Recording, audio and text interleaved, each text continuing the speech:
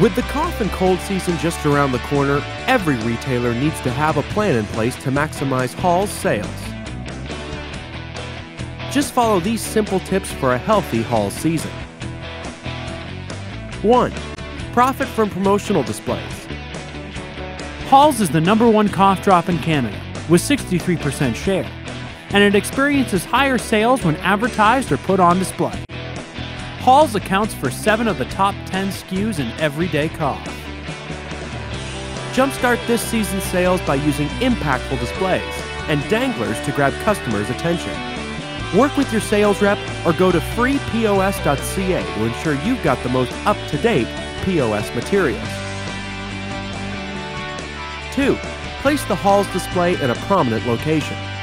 Use branded counter displays at the front of the store during the cough and cold season to trigger an unplanned purchase and build incremental sales. 3.